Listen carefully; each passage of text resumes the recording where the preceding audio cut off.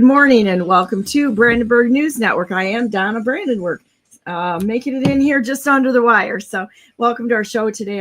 I've got Vicky Davis on with Technocratic Tyranny, and we're going to get right into this and start after a very long weekend. How are you, Vicky? I'm doing just fine, thank you. Oh my goodness! Today started out as a crazy Monday for me this morning, and so I've got two emergencies going on elsewhere. So I'm like all over the place trying to handle things. You know, I look like a ferret in distress this morning.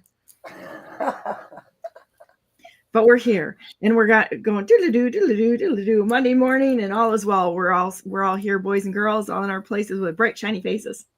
So anyhow, how was your weekend? It was really good, really good. I started working on a project. A person that I know asked me a question, and I started to answer the question. What she asked me was, what is Agenda 21? What is it? And so I started writing a post because I didn't want to just flip something off the top of my head. But I started writing a post. And of course, when I look at Agenda 21 and I go back in history, we reached the President's Council on Sustainable Development that was initiated by Clinton in 1993. Do you remember that at all? It was the sustainable 1993. I don't remember much about it, so please fill us in. Okay, well, Clinton initiated a project that turned out to last throughout his entire administration. And in 1993, he initiated a council on sustainable development. And their second meeting was broadcast on C-SPAN. Fortunately, it was broadcast on C-SPAN. And so as I'm, writing a post to explain to her what Agenda 21 is and the origins of it, I went back to all of the reports that were produced by the Council on Sustainable Development. And I don't, anybody who's ever looked at those reports and tried to make sense out of them, it's really irritating because the Clinton administration has about 6 versions of their archives.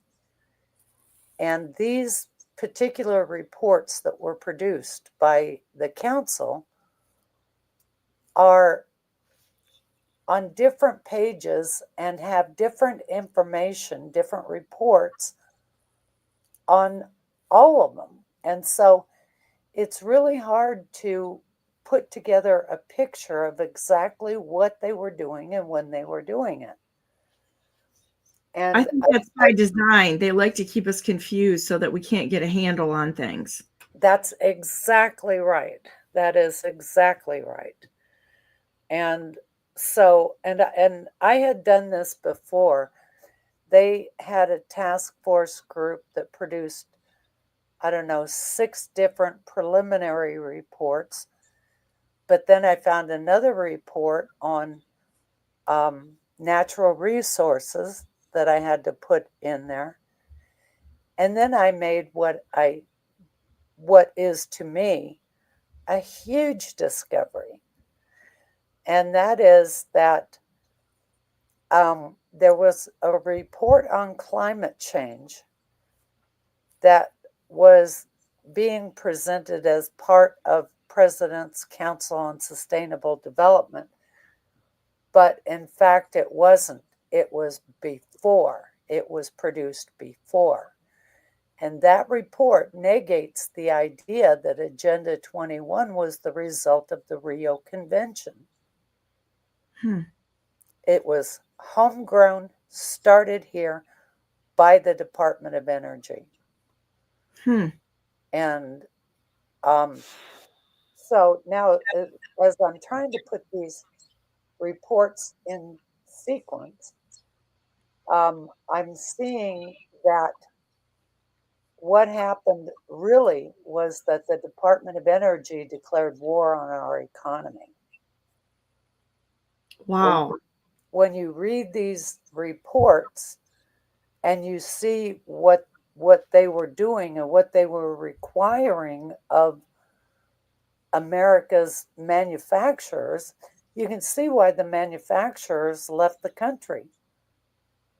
Because one program that was implemented, now the report that I'm working on is only a preliminary, it was a workshop on the idea of extending product warranty.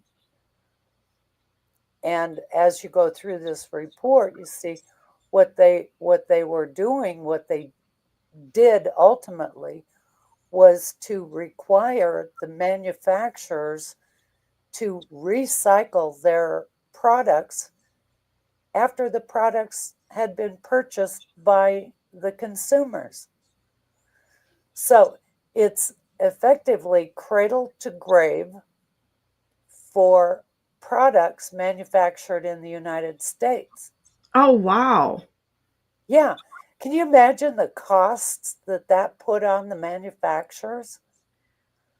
Now Well, they've gotta have the businesses responsible. I mean, this is what they've been doing, is making the businesses responsible to carry out their policies. So they turn the businesses into cops. That's what they did with COVID. That's what they did with the Central States Teamsters union, which the union itself mismanaged its entire retirement account, basically the pension, and dumped it back on to an unsuspecting bunch of businesses there. I know, because I was involved in this. They literally made everything by I will say right now that there's no way that this was an accident, that this stuff is happening. They are literally waging war against the companies in America so that they can own them all with their public-private partnerships overseas. Yes, that's exactly right. Seen it for years. And in these reports that were preliminary, you can see exactly what they were doing. And it makes it completely understandable.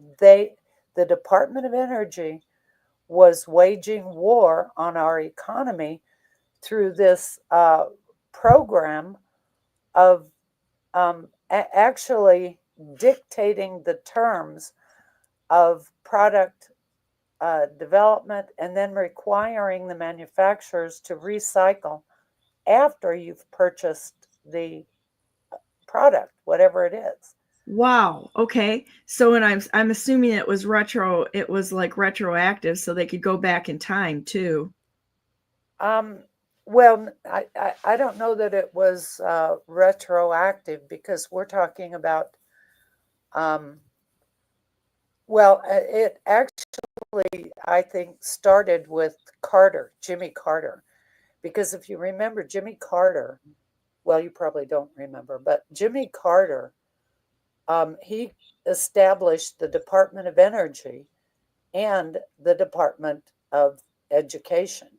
Well, I knew it was education, but I didn't know he established the Department of Energy too. That's kind of telling. He was a traitor. He deserved a traitor's. He deserved a traitor's funeral, in my opinion. Yeah. Oh, I totally agree. And as you go, as I've gone through the documentation, I mean, I'd hit upon the Carter administration before, because he had a guy working, I don't know if it was in the administration or outside of the administration, but his name was Gerald O. Barney. And he produced a report, there's 3 volumes of it, called Global 2000. And in that report, I mean, they basically laid out what I would call a technocratic tyranny for America's business community, and by extension, our people at the same time. Well, when Clinton came into office, I started working on that. I was really kind of amazed at how many Carter retreads were in the Clinton administration. And as I was starting to work on this project of defining exactly what is Agenda 21, putting together the timeline and going back to work on the President's Council on Sustainable Development, the one tip-off was that the report on climate change was produced before the council was even chartered. And so that was a big tip-off. And I mean, light bulb goes on in the brain. And so everything that happened during the Clinton administration was the implementation of the psychotic, I consider it to be psychotic, plans of the Department of Energy, to where they are the ones, they set up what I would call a scientific tyranny. Wow. And they have been driving our economy right up to the time Trump took office. And one of the things that Trump did, one of the best things that Trump did, is that he fired a guy named Holdren, John Holdren. John Holdren was one of the earliest psychos, and I believe he worked with the Club of Rome. Wow. You know who the Club of Rome is, right? Yes, but go ahead and explain it for everybody, because maybe everybody out there doesn't understand what really happened. Well, in the 1960s, what the hell's his name? I had it and it just eluded me. Anyway, a guy from, Aurelio Peachy came over to the United States. I guess Rockefeller called a conference. David Rockefeller called a conference. And Aurelio Peachy was one of the ones that, I call him Peachy because it's an Italian name. I should explain that. It's not really Peachy, but that's what I call him because I can't pronounce Italian words. So anyway, Aurelio Peachy, he's the one that actually, I guess, founded the Club of Rome with another guy, a British guy, who happened to work for the UK government in the business of standards and standards, the regulatory arm of the British government. And so they founded the Club of Rome, and the Club of Rome wrote a report or a book called Limits to Growth. And the limits to growth it is the implementation basically of what Maurice Strong, which was limiting our lifestyles in a very kind of psychotic way. And so the Department of Energy was created within that time frame. Wow. And so and it coincides with the rise of automation. So Zbigniew Brzezinski wrote a book called Between Two Ages, something about the Technotronic era. And I happened to be working in Silicon Valley at that time. It was not called Silicon Valley at that time. It was just Santa Clara. And there were a lot of high-tech, R&D type companies there. And the company that I got my first programming job was with National Semiconductor, and they were building systems. It was actually a grocery store scan system. And another company that was there was working on a system for the TVA, Tennessee Valley Authority. That's when all of the automation really got started, was in that time frame. And so they basically, I'm sure that the physicists, I was working with physicists and mathematicians, but I am not a physicist or a mathematician. They hired me to write these little reports in a computer language that they developed themselves just to produce manager reports for the grocery store. But that was the beginning of being able to transmit data across phone line. Well, it wasn't really the beginning. I saw my first demonstration of transmitting data over a phone line in about 1964. My mother worked for a bank, and I went in to her work, and her boss was there, and he explained the process to me. You know how they ran the key punch cards through this card sorter, and then they put them on a hard drive and then transmitted the file to Salt Lake City, where the main branch was. And so to me, computer automation was not a big deal. But I didn't know that. I just knew that that's what I wanted to do for a living, was to be able to work with that process. And so that's what I grew up and did. But that was the early days of automation. And apparently these physicists just saw all kinds of opportunities to automate everything.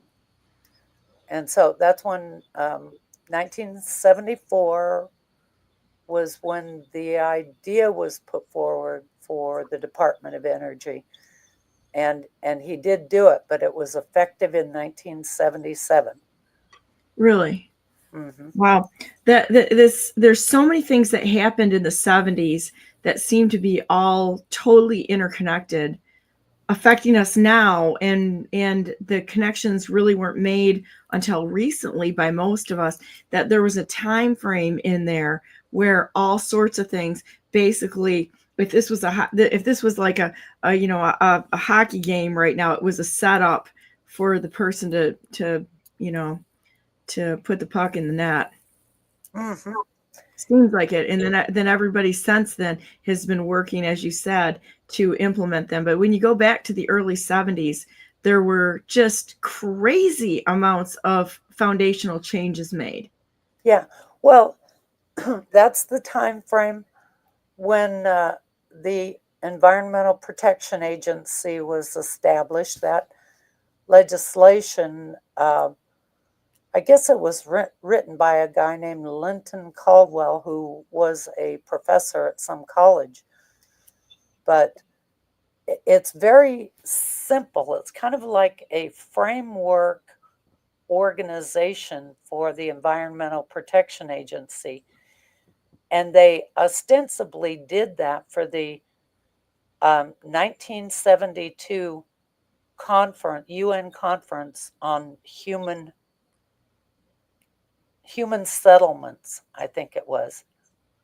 And of course, that was organized by Maurice Strong. And Maurice Strong actually worked for David Rockefeller, or David Rockefeller put him in position at some point. So you can take this all back and put on the head of David Rockefeller. But there are so many things that he did. When you go back to these key players on the world stage, they're all connected, every one of them. Yeah, and I think I'll try to put those things together. I mean, I've written about Club of Rome. My problem at the moment is, of course, memory of the details, but I have it documented. And so, but anyway, that 1974 is a big year because that was the year of the oil crisis. You know, I remember that part really well because I had a 4-year-old and a Volkswagen, and I had to sit in gas lines. Yeah, I actually remember sitting in those gas lines with my mom driving the car. I remember that. Yeah, well, I remember it well because it's hard to keep a 4-year-old entertained in a Volkswagen for several hours while you're sitting waiting to get gas and you have no choice. I think that there people don't realize how bad it was. They can't relate to what happened across America during that time because we've never seen anything even remotely close to that happening at the pumps. You know, we still talk about, you know, inconveniences that we have and such, but during that time the gas lines were miles. They were miles to get into a gas station at times to get to fill up your car. Yeah. Yeah, and it was a very difficult time. There was also high inflation at that time. Oh, it was in the 20%, wasn't it? Pardon me? We had like 20% inflation at that time, didn't we? Yeah, well, I don't know if it was 20%, but I do know it was very high. And they had also brought women into the workforce. Now, prior to the early 70s, women basically didn't work. And it was difficult to get jobs as women, except for like secretarial and things like that. Teachers and stuff. So there was a glass ceiling, you know, that kept women really out of the workforce. Women couldn't even get credit on their own. I wanted to open a credit account at a woman's clothing store, and I had to get my husband's signature on it. This is something that's a great thing to talk about because I had the same thing when I first got in business.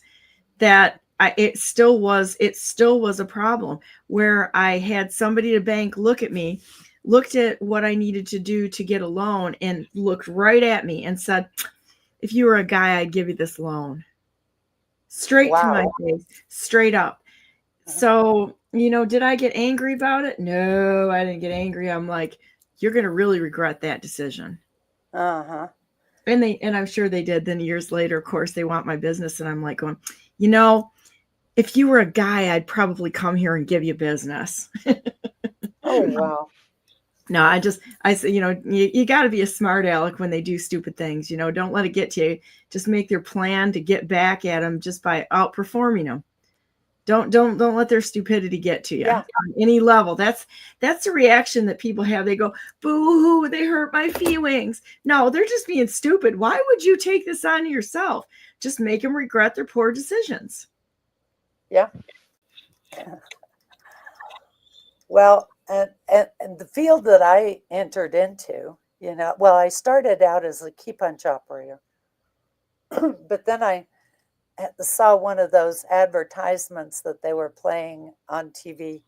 You too can join the exciting and wonderful world of data processing. So I wanted to go to that school to learn computer programming. And I had a choice of either going to San Francisco or there was a new school in Santa Clara. So I went to the school in Santa Clara because I did not want to commute to San Francisco.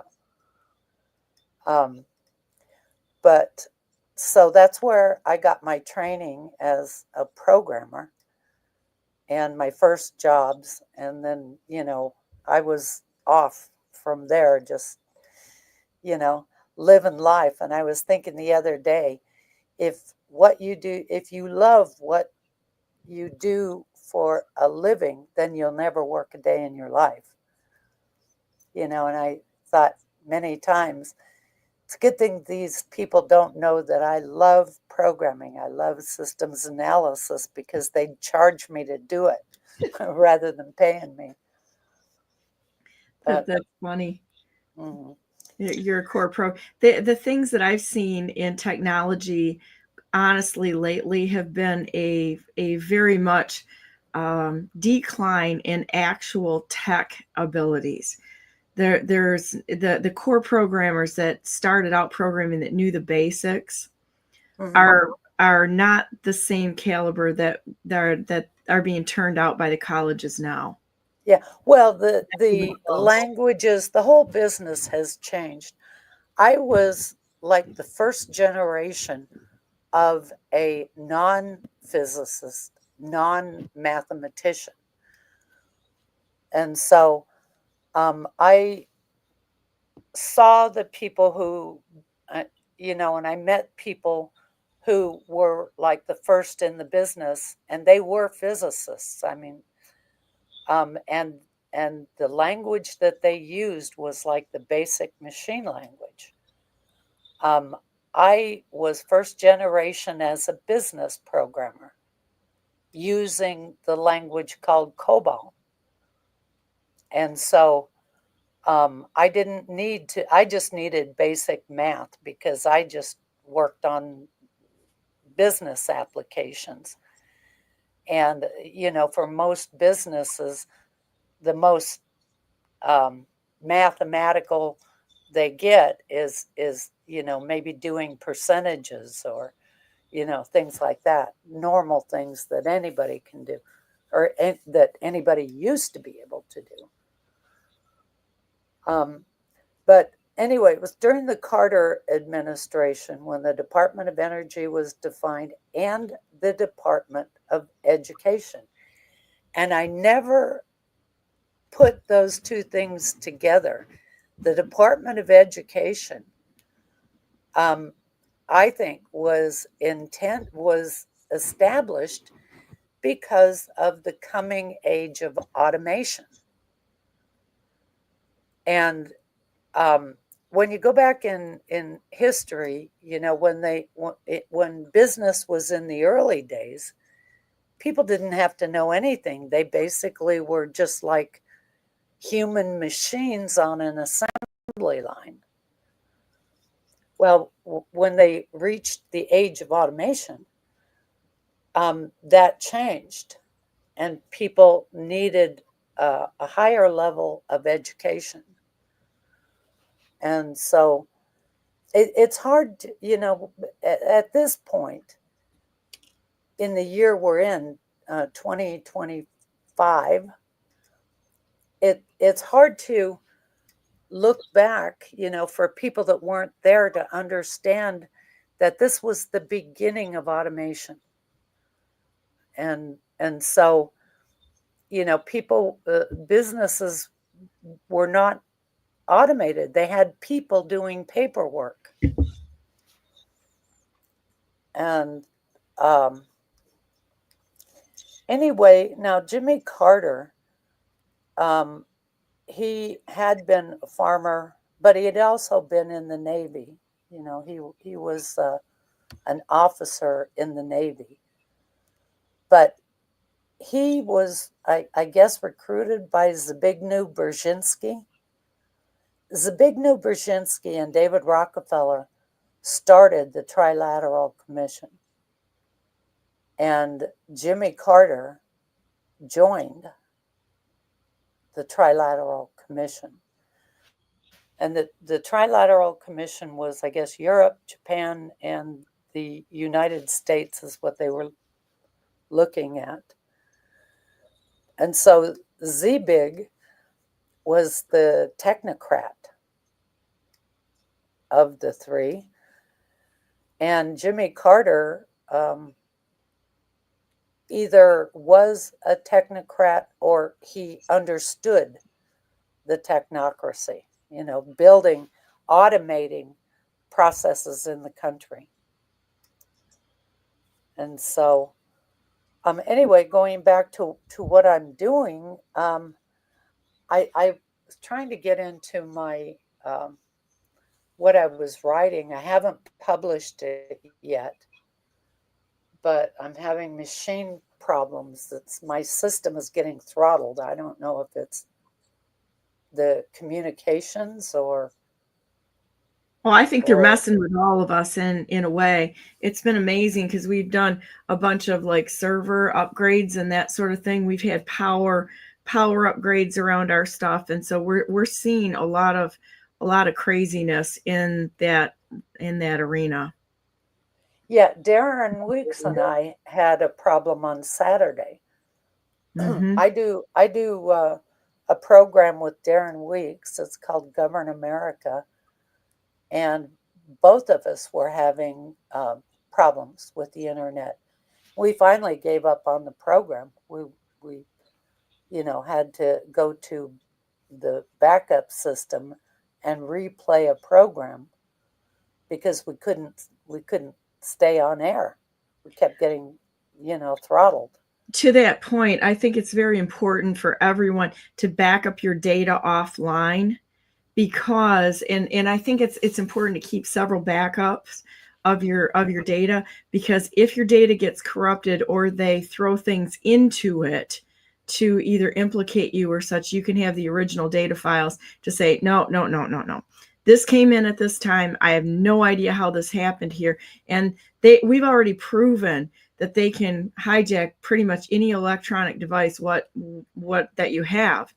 Place data, change data, get out. You'll never see how they got in and got out again, which is kind of crazy when you think about our election cycles, because they can get in, they can change data, and you will never see them come in through the back door or leave any footprints on the inside of the machines. That includes your phones, your computers, and our electronic voting machines. Completely and totally unreliable. Yeah. Well, what goes down the line of a phone line, or the phone, it's a signal, and they just hack into the signal. They can hear anything going on.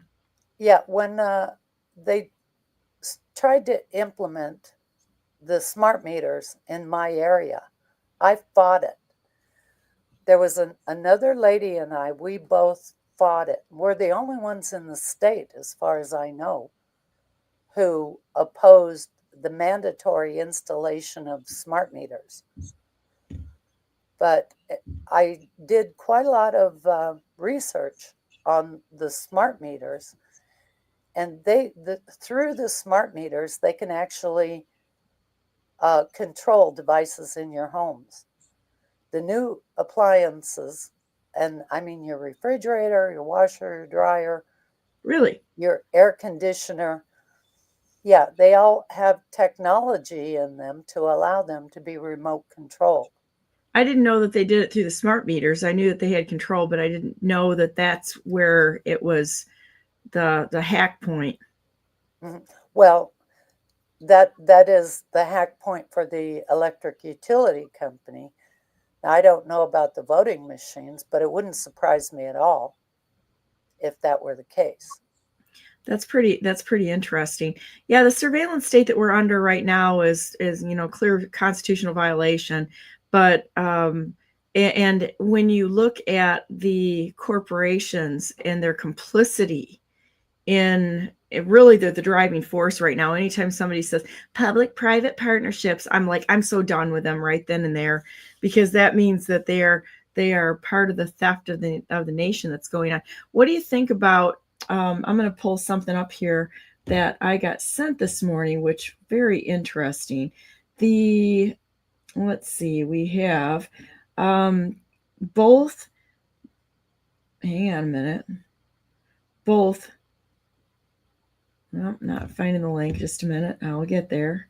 Just might take me a minute. Be patient. Be patient. Trying to manage a crisis as well as, and it's going better right now. So that's good. Thank you for my team, my response team, which is doing a great job. So the stock markets all down. Futures after tariffs applied. Canada and Mexico face actual collapse. What do you think about the tariffing that's going on? Canada and Mexico say they will retaliate. Perhaps they will, maybe not. But I think probably President Trump is going to bring them all to heel here. The application of tariffs on Saturday, February 1 by President Trump against Canada, Mexico, and China are affecting stock markets. All indices are down in late Sunday evening trading. Oh, let's see. That's it in a nutshell. Investors seem to be shocked that President Trump made good on his promise to implement tariffs. They shouldn't be shocked. He's not typically a phony politician. He actually does what he says he's going to do. Yay, President Trump. And we all very excited to see a politician. He's not a politician. He's just a person, which is what he should be, not just a person. He's a great person. But, it's just kind of interesting to see how this, I probably, let's see, there's some more. Worse, many employees in that U.S. federal government thought they ran the country and the president was just someone passing through. That idea was dealt a quick death blow. Assistant U.S. attorneys fired. 5 out of 6 executive assistant FBI directors fired. National Labor Relations Board members fired. 26 out of 53 FBI special agents in charge fired. 51 retired intel officials who misused their reputations to involve themselves politically. Security clearances revoked and ability to enter secure facilities unescorted revoked. DEI DEI ripped out at the root. Green New Deal over. Paris Climate Accord canceled for USA, and the list just keeps going on. I got to tell you, I'm kind of excited about all of this change going on, and just want to thank not only President Trump, but the good guys that are working behind the scenes to make sure that this happens. No one does it alone. No matter what organization you're in, if you're a business owner, you don't do it alone, though you might get top billing on things. It's your team that actually carries this through. It's in a coordinated effort. And you're talking about the United States of America. This is a huge, huge organization, and he is shredding this. I talked about this morning. Let me pull this up too. I was talking about on my TikTok account. I think this is just wonderful. The unitary executive theory, which he appears to be restoring. Are you familiar with that? Well, I've heard of the unitary executive, and I know around 2008 or 9, the American Bar Association was very concerned about the concept of a unitary executive. They're all violating the Constitution right there. It's not just titles of nobility, but when you read the Constitution, and they're running the show here. And honestly, it's just a private membership association. It's not a license to practice law, but they're running things. So they should be scared. I hope he goes after the bar next. So they transferred so much authority to the presidency because of these trade agreements that aren't really trade agreements. What they are is like merger agreements. They're in order to create a global system of regulation and government and everything. Under the UN system. They're basically turning the populations of all countries into their little slaves, and putting us in those 15-minute cities is just part of it. I was talking to a guy in India the other day. he works in technology field, and he's so depressed he can't even hardly talk. But he really highlighted the technology slaves going on in India. President Trump cut off all aid to South Africa. Brilliant move, needed to be done, because they're basically money. The country has been money laundering, the politicians have, to all of these nations across the world. We're getting no benefit of it whatsoever, but neither are the people of those nations, because it's skimming right past their intended use and going to the kickbacks into this global crime syndicate. Anyhow, the technology slaves in India and such, if you really look into that, it's horrific.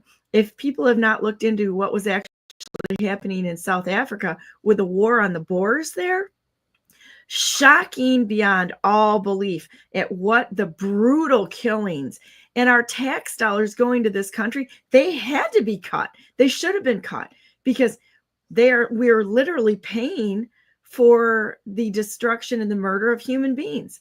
It was institutionalized in South Africa to target a group of people based on skin color, to do the land grabs, and then encouraging the population to go in and just kill them randomly. I could tell you some stories. I had a friend that was posting all of this stuff for the war on the Boers in South Africa, and I got to say, bravo, President Trump. This needed to be done a long time ago. One of the most horrific killings that I heard was a man and his wife and his 2-year-old child. And basically, what they did is they nailed the dad. They nailed him to a table, and then they poked his eyes out. So they blinded him, so he couldn't see. He could just hear the screams of his wife and his 2-year-old that they basically raped, they tortured, they murdered, and he had to sit there and listen to this while, with his eyes poked out on the table. I mean, some of the brutality that's been not only allowed to go on through Venezuela, through Mexico, through the gang wars that have gone on, through this absolute brutality that no one wanted to talk about. And our politicians have been funding this. Every single one of them needs to be absolutely hauled up. And I'm not gonna say it here, but you all know what I'm thinking here. When they encourage and pay for and institutionalize this type of behavior, these people are beasts, and it's part of the beast system. So I just want to say bravo to President Trump for defunding South Africa. This needed to be happening a long time ago. I'm waiting for it to go further. And where I think it needs to go next, and I'm going to say it, save Israel for last. Any of these organizations and nation states that have been participating in this behavior. There was a child shot about a week ago by an IDF sniper. He was between 12 and 14 years old. They shot him in the back and left him as he was coming out of school. They shot him. He was shot in the back by IDF soldiers and left for dead. Yeah. Well, protect of people. None of them. If they commit evil, if they commit crimes against humanity, it's time. Yeah. I saw a story on YouTube that the Hamas people in Somalia, they built a cave network that they thought was going to protect them. I guess they don't know that the United States has ground penetrating radar, but Trump bombed their tunnel and killed them. So I'm with you. I appreciate killing monsters. I'm all for it. I think they have to be hauled in for justice. If they are committing crimes against humanity, I don't care what label that they have, because we've got to know right now that this whole global crime syndicate that's gone on, their method is infiltration. They don't come in and take over. That's what the problem was that we had on the border. They come in through infiltration of our government. There you go, dual citizenship right there. And I'm going to say all of you, I don't care what country you're in, you should not be holding an office in the United States of America because you can't serve two masters. And they've been grifting off the United States and the U.S. taxpayer for years to enrich their own countries. That little scheme needs to be chopped down right now and ripped out by the roots. Well, you know what? It's the United States State Department and the CIA, USAID, because they were propagating worldwide this system of control via energy. Did you see what President Trump did to USAID? No, I didn't. Chopped them off too. The aid. So the Hallelujah. The aid that's been going on across the world, this is nothing more than money laundering. There is no aid going out to these people. When you look at the amount of rapes committed by people within the UN or what's happening to children, monsters go where children are. That's it. There's a friend that I have here in Michigan. She was raped the first time at the age of 10. By the time she was 18, she told me it was the Grand Rapids Police Department that was passing her around as for unsavory activities and then blaming her for it. But she said it's police that were passing her around. And also she clearly said any organization that says that they're there to help with human trafficking, be careful, because the monsters are going to go where the victims are, and they're going to further the problem. Any place that says that they're helping women or people that are being human trafficked, we got to be suspect. Poster child for that was McCain. He set up a fund within the University of Arizona, and I believe they brought $10 million in to stop human trafficking. I think they only paid out like $500,000. And I'm going to tell you right now, I think this needs to be ripped right out by the roots and burned on the fires of this was a really bad idea and nobody was watching. Nobody was asking questions. But you know what? We are now. And we have a president in place who is absolutely not going to negotiate with bad behavior, with terrorists, domestic terrorists, inside or outside, or any threats, domestic, foreign or domestic. And I think it's glorious. I really do. We're in a glorious time to be alive. Yeah.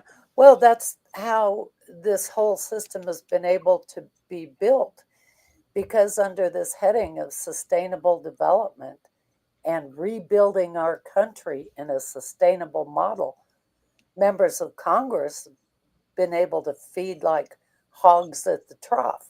Absolutely. And they changed things in such a way that the corporations can build PACs, and the PACs can, I believe it's virtually unlimited how much a PAC can donate to a candidacy. Well, and look at the parties too. So when I look at what happened to the 2022 governor's race, I believe the Republican Party gave James Craig's campaign $20 million. That's what I heard. And then not only that, but his political consultant took off with, paid his percentage, which I believe was 20%. And then all of a sudden he got abandoned, and they put their new little star up there, Tudor Dixon, who was also part of the information gathering. She's a globalist put up by DeVos, the globalist, funded her until she won the primary. And as soon as she won the primary, they cut Aid off because they wanted Whitmer back in.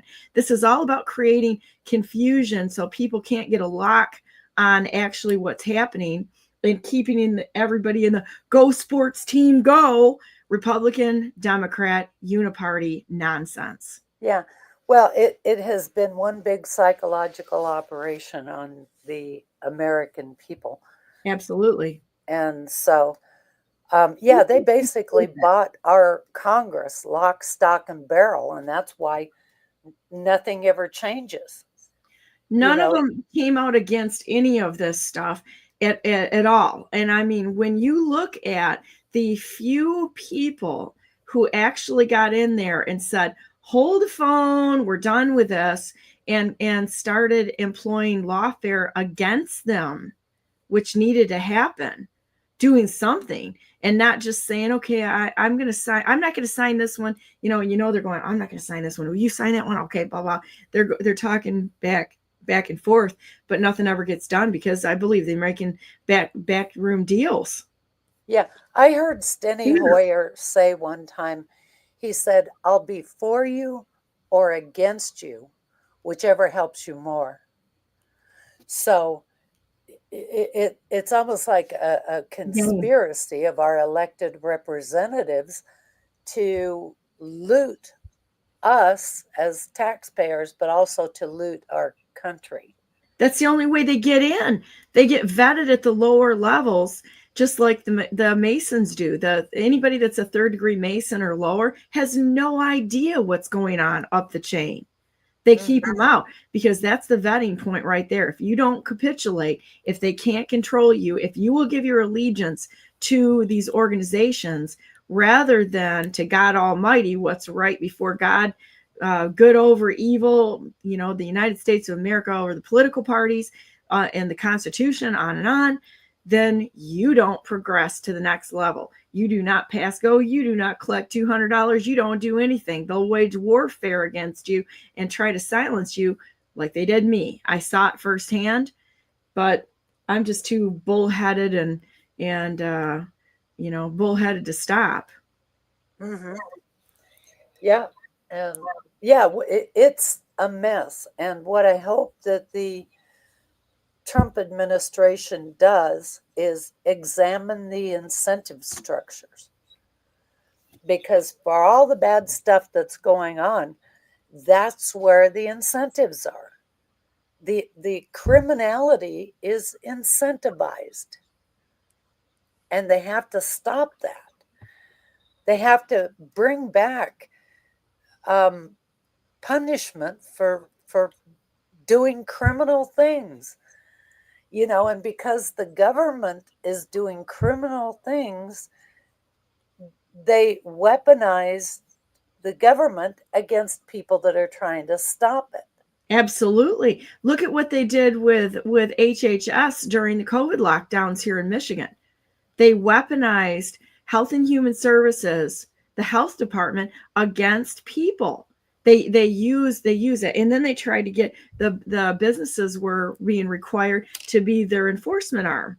Well, that didn't work so good for them and with some of us, because some of us were like, go ahead and arrest me now because I'm not going to comply.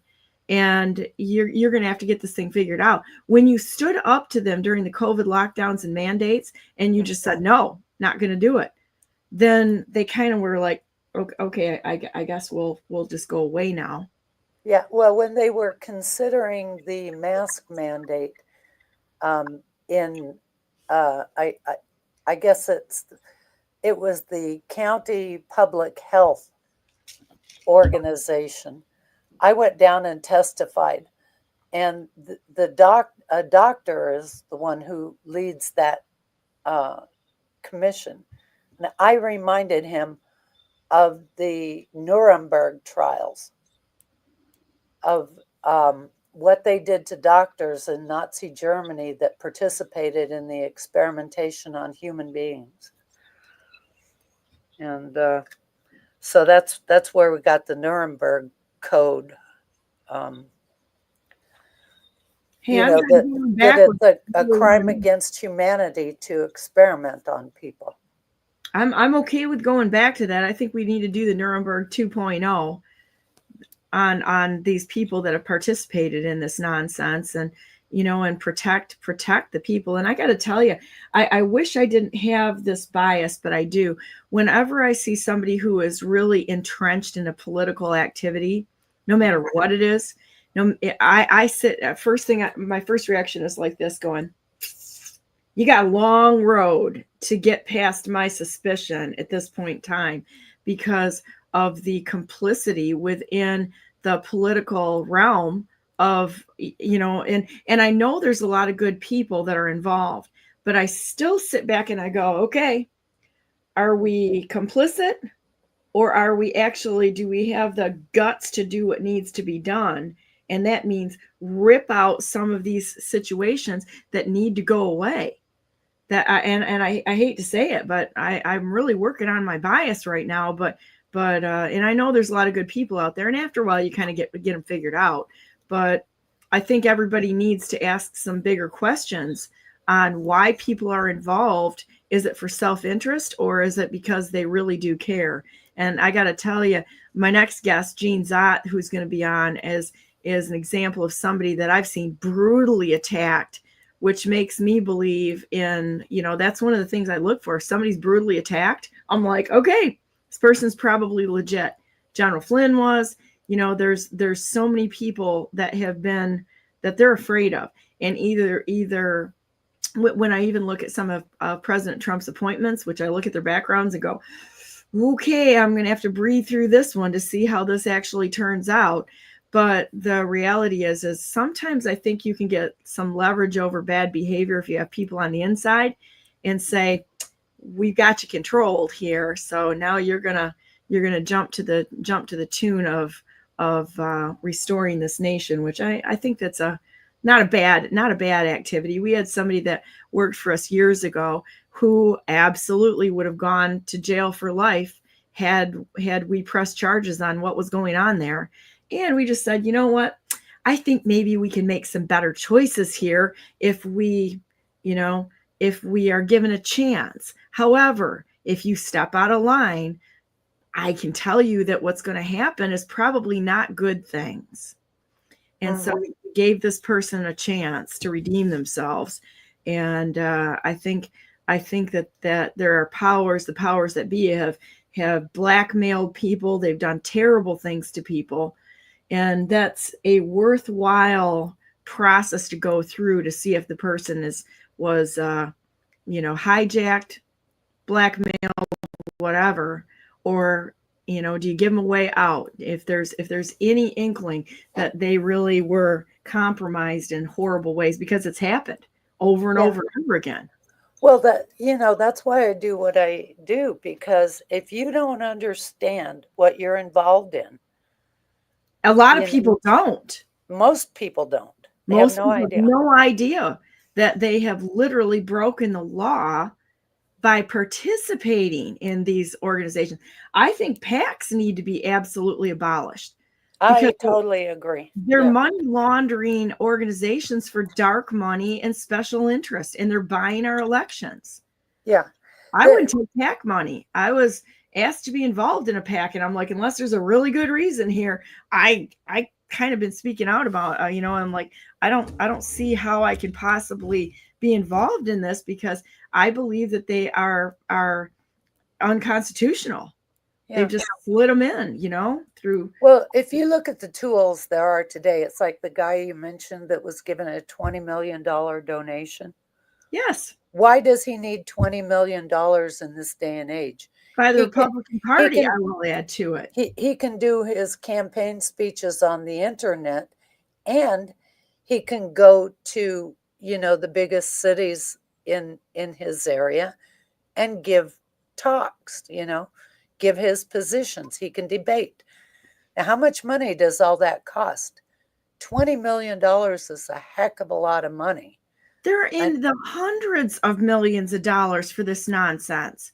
Yeah, and that absolutely cuts out the average everyday person unless they make the cut from these puppet masters who are pulling the levers. I have a huge problem with this. Yeah. Mm-hmm. It's treason. Yeah. Well, I think it was Montana or Wyoming had a law saying that only people who vote can contribute to a candidate's campaign fund. I love that. They had to change their law. They had to eliminate that law. Well, because they've got this thing so messed up in the state of Michigan, we may end up having to use the tools of our enemies to take things back, to destroy them. That's what you do when you're in a war. You use every tool that's at your disposal that you can. That doesn't break the law, but you use the tools against them in order to take them down and burn this thing into a little black pile of smoldering ashes unrecognizable for what it was and their crimes against the United States. Well, Vicky, I've got my next guests that are coming in. I love you. You are amazing. Tell everybody how they can follow you. And I'm going to bring in Jean Zott and Sheila Cohoon a minute. And we're going to talk about corruption in Michigan. If you want to stay around, you can. Or if you want to bug out, that's okay too. Yeah, I'll bug out and probably listen online so I can keep working on what I'm working on. But I really appreciate you having me on. I was able to unload a lot of stuff today, and I thank you for that. Well, I love you as a person and just a friend and such, and as a patriot. I cannot, the way you've got your stuff organized is absolutely incredible to me. First time I met you, I literally sat there just absolutely in awe, because I'm sick of people talking and they don't do anything. They sit there and they talk. You literally have got this stuff all organized in a way that it's actually evidence against these people. And you know what, if anything ever happens to your research, we should talk about this. I'll make sure that you stay up, because I have a tech company and we know how to beat them at their little game of subversion. So, and we can absolutely make that happen. They start messing with you in any way, shape, or form, and we're just going to figure this out and give them another little warning shot against over the bow here.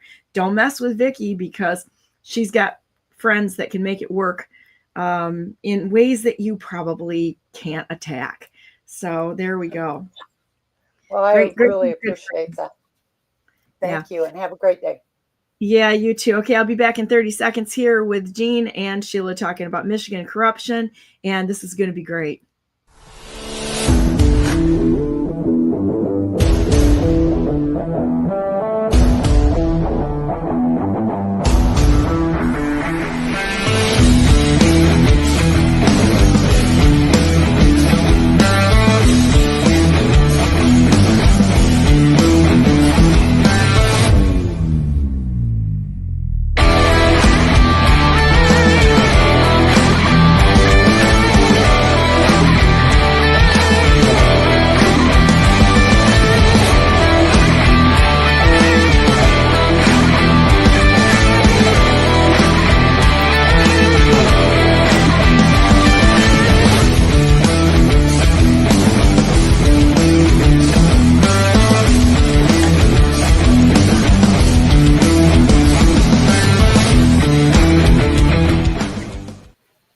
Good morning, ladies. How are you? Good morning. Good. How are you? Good. Welcome to Brandenburg News Network. It is the third day of February 2025, and I want to welcome everybody to our second segment of our show today. I'm so excited to have you ladies on today.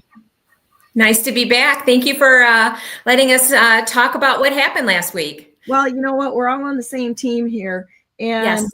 We're all on the same team, and I think that this is critical, absolutely critical, to get people on and allow them to have their voices where they've been censored in so many other places. And so I'm your girl. If you guys are censored, we're going to put you out there and let you talk. How's that? Great. So Sheila called me on Friday, and we were talking about the convention. We had the Macomb County Convention last Thursday night. So it was the first time, that I, as a delegate, was at a convention. So I'm very new to this whole experience. I did go last year as a volunteer. So I checked people in, and I stayed. I didn't stay till 3:00 in the morning last year, but this time I stayed till the very end. And Sheila was running for chair. And so a lot of different things happened. But first, I just want to share something with you. This is Gus Ganem's, the new Macomb County GOP. He's the new chairman for the Macomb County GOP. And in his letter, he was very encouraging. It's called a convention. Just a couple lines. Serving in this role is a privilege and comes with the responsibility to unite our party. Unity is not just a lofty ideal. It's the foundation upon which our success depends. And then finally, but in order to succeed in this mission, we need unity, which I think, and I don't want to speak for Sheila, but I think people went in there with the hope and the prayers that we would have unity that night.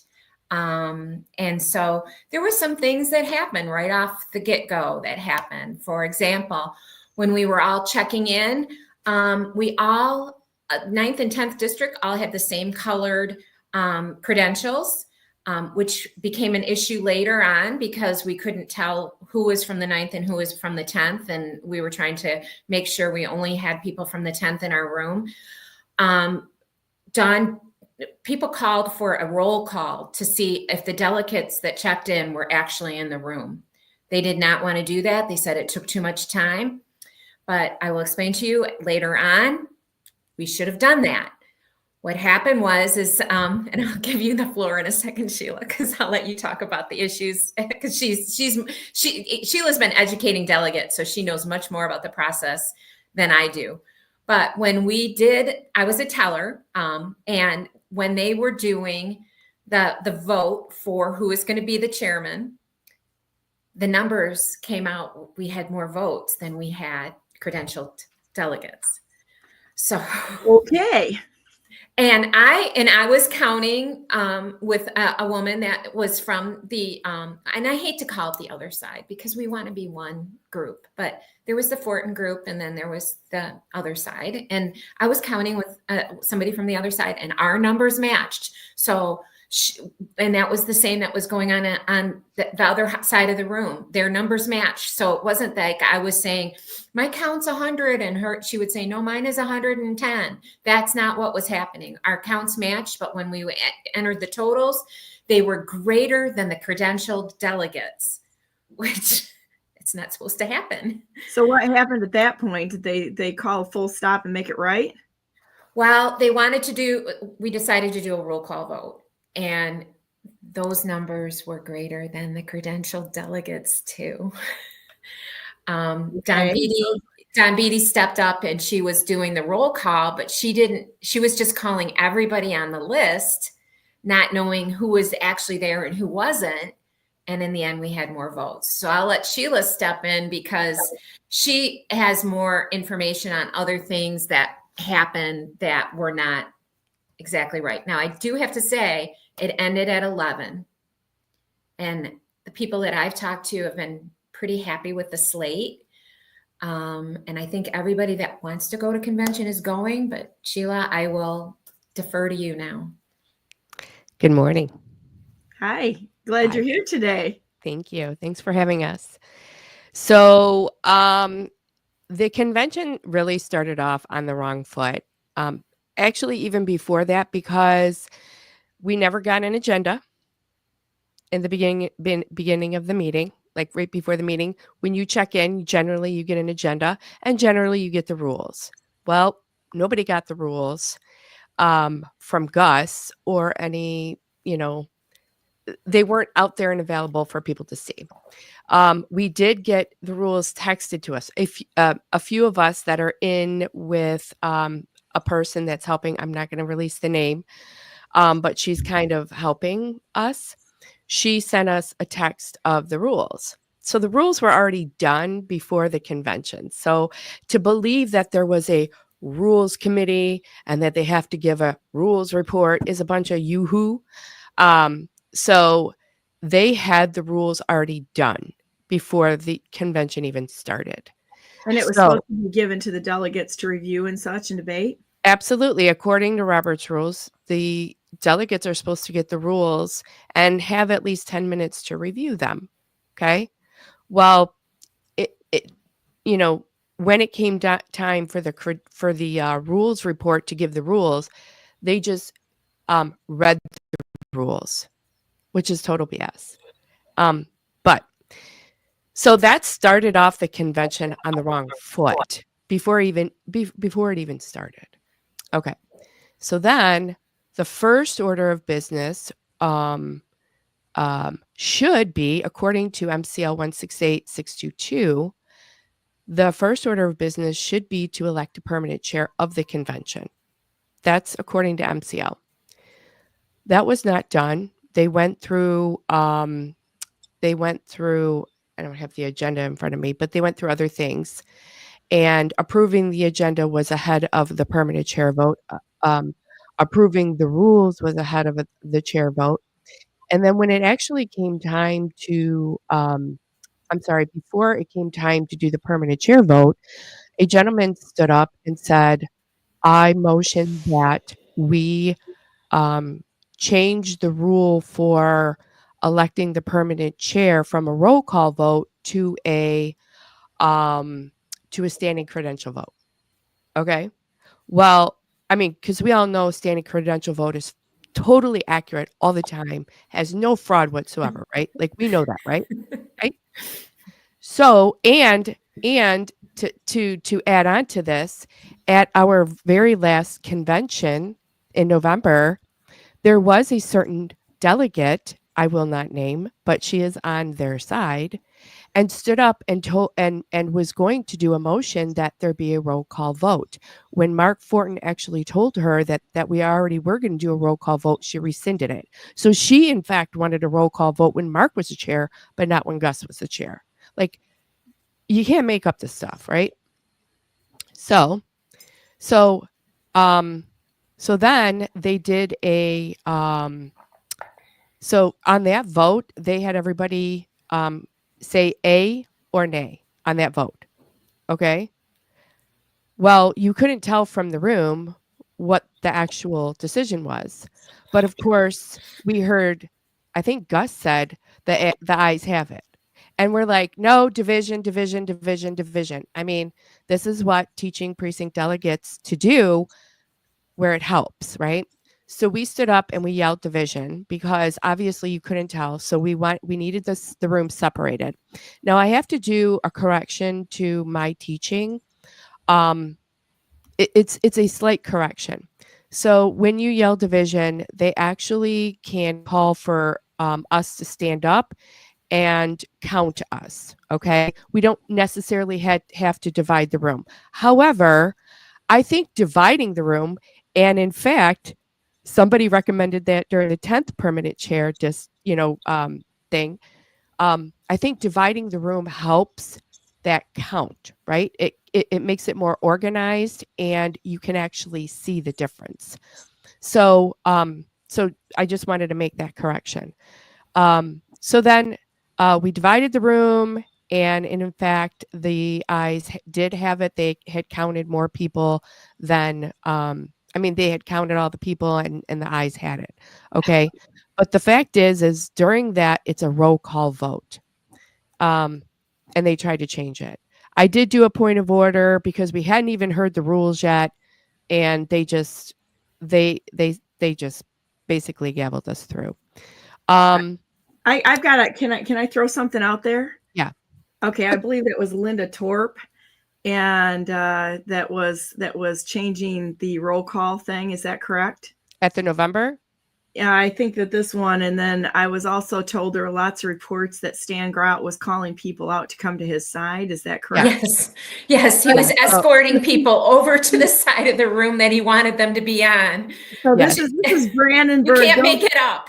This is Brandenburg. Don't give a crap what anybody thinks about me. We're going to put the actual truth out there, and it didn't come from these ladies. It's like I've got friends and such everywhere that let me know exactly what's happening. And when he invited you to come to the side of the room, it was like he was inviting you over to a party. Oh, come on over here. It was like a playground kind of thing. Come on over here. It was just like it was good to see. It was good to see because he was nervous. I think he was nervous because he knows that we're not messing around anymore, us delegates. And really, the point of a convention, the point of a meeting is not to disenfranchise the people that are in the meeting, but to hold the meeting in an organized fashion. And that is what I'm trying to teach delegates. And what they're seeing is that, in fact, doesn't happen. And we actually are being railroaded in most of these conventions. Now, I will say that in order for us to have any type of voice, we do need more delegates to come to these county conventions because we didn't have enough people on our side on that particular vote to be able to make a difference. So kind of like a cartel when you get these special interests in there to hold power. so that they can overstep the will of the people, then the next question I always have is why the people that stand with the power structure and the powers that be, instead of, let's vote with our constituents instead of voting with these people that are trying to preserve power. And you can see what's happening when you've got a clerk counting the votes, that they've got a conflict of interest in the election itself. I'm like, this is incredible, but you know what? It damns the people standing with them as complicit with them. Oh, sure. And so I think there's one of those things that probably would be an important thing to just kind of lay all the names out there at some point in time, because people need to know what's really going on. And unfortunately, what I'm seeing across the board is that there's too few people picking who they allow on the ballot. That's the first point of rigging this. So to your point that more people need to be there, it's like, guys, we got to get better at this. Well, and that's why I've been trying to educate delegates, because they're the ones with the power of the vote, not the chair, even though the chair that night really, he screwed up a lot of the votes. In fact, he disenfranchised hardworking Republicans because he felt that his comment was all that was needed in order to not take a vote. So Okay. well, I can go through that if you want. And this is all on video, so I'm not lying about anything. Oh, I would So- never think you were. I'm just Oh, like, no. puzzled I know with- you're not, but I'm saying anybody watching this, I have a 3-hour video that was recorded, and like it shares everything that is factual. So according to state party rules, the hardworking Republicans had to be voted on by the delegation. Okay. That never happened, even though there was a motion put on the floor by Melissa Pellis, who actually is the secretary on the executive committee, which is so funny. So she put a motion on the floor to have the hardworking Republicans acknowledged on the slate. Okay. And Gus basically it was motioned, it was seconded, and then there was debate. And so Gus kept the microphone and said, well, I think that hardworking Republicans disenfranchise the delegates, because why should the elected delegates be put down underneath hardworking Republicans, or something to that effect. And then someone stood up and said, we need to call the question. Well, they called the question of the rules, because this motion for the hardworking Republicans was an added rule. Okay. Melissa was trying to add it to the rules. Okay. So the gentleman that stood up said, call the question. Gus never called the question for hardworking Republicans. So it was literally never voted on. They called the question for the rules. And I have video of it. I can prove it. And we were confused at first, thinking that they didn't actually approve the rules, but the rules were approved. I mean, if you want to be technical, that vote could have been for the hardworking Republicans, but they did not vote for the hardworking Republicans at all. They didn't take that vote. And so they screwed that up. But at the end of the stupid convention, Gus is like, okay, anybody else that wants to because our slates weren't full. Our alternate slates were not full. Well, And so they were saying, anybody that wants to be acknowledged as a hardworking Republican, come and sign up.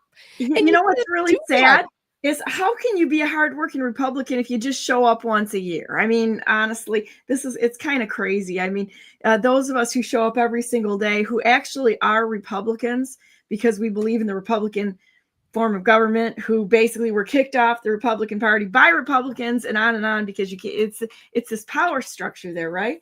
But these people that were working Republicans, these are actually people that work very, very hard.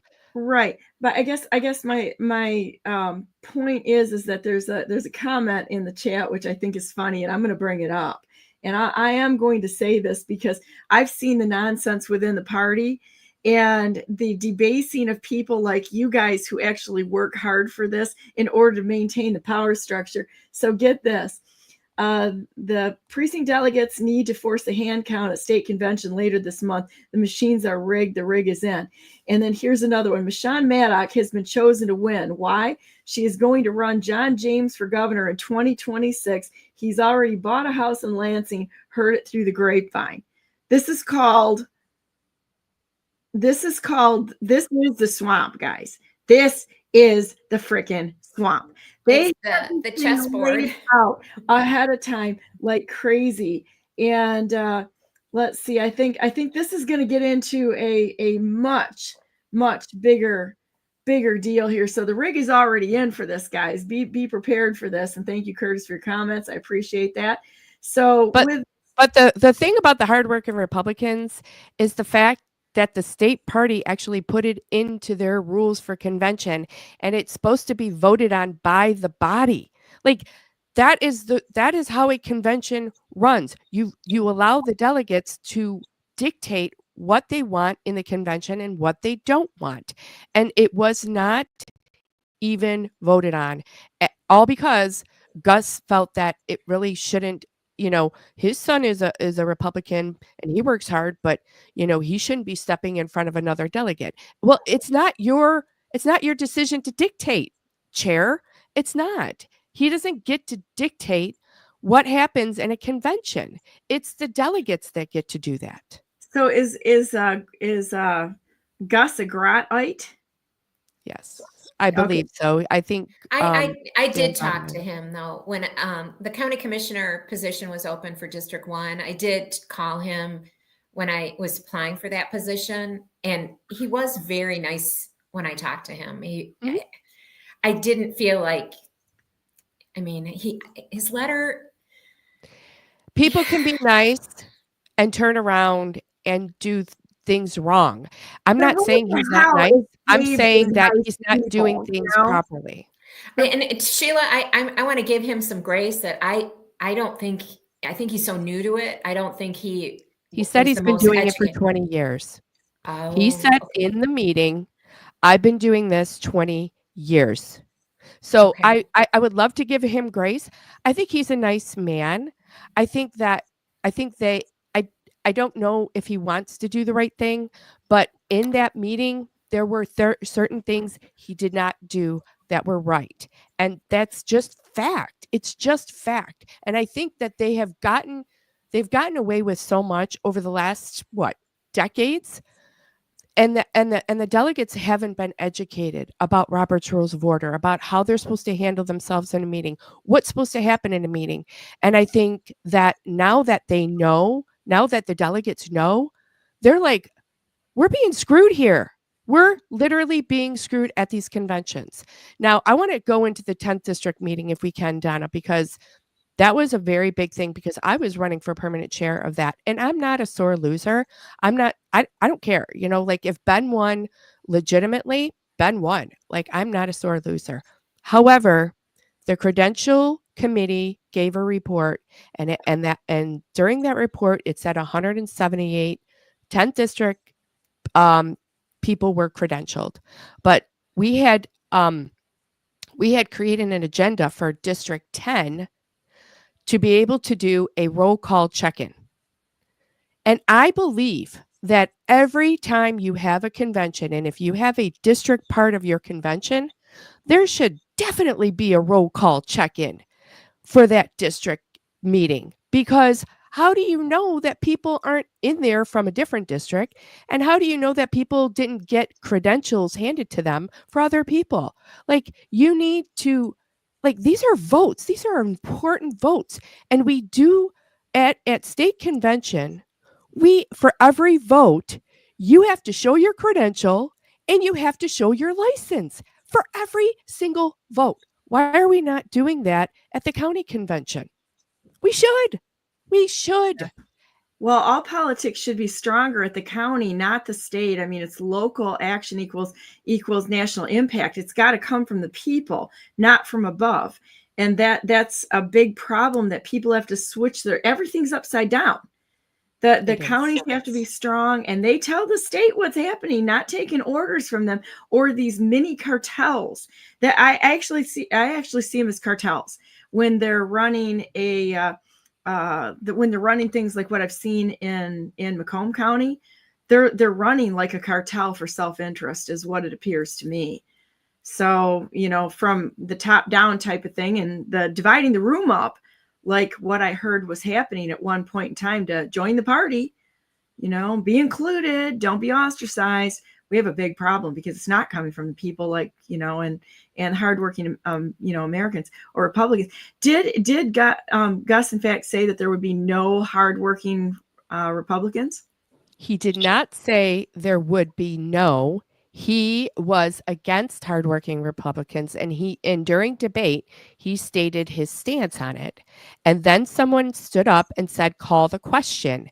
Well, what you're supposed to do is you're actually supposed to call the question, which was, are we going to allow hardworking Republicans to be delegates? And they never took that vote. Can you define the hardworking Republicans for everybody right now? What does that actually mean in the terms of Macomb politics and et cetera? So basically, you have to just acknowledge that you are a hardworking Republican. And what that means is you do stuff. Like, I mean, you could actually have someone back there that says they're a hardworking Republican and doesn't do anything, and they can acknowledge they want to be a hardworking Republican. But I think of hardworking Republicans as people who were there, who actually, I mean, they were there stuffing bags every week. Sheila runs the office, not me, but this other lady. I mean, these people work hard all the time. And so they should have been allowed. But the whole point of it is that it was in the state party rules. It was in the state party rules that the body is the one that votes on it. The chair does not get to dictate. And that's what we have to change. We have to change this mentality that the chair dictates what happens in the meeting. He doesn't. Chair is a facilitator. Sheila, He's remember at one point where Eric Castiglia got up there and he just took the microphone and started talking about how things were going to go, and it was like, wait, what's going on with Eric? Like he.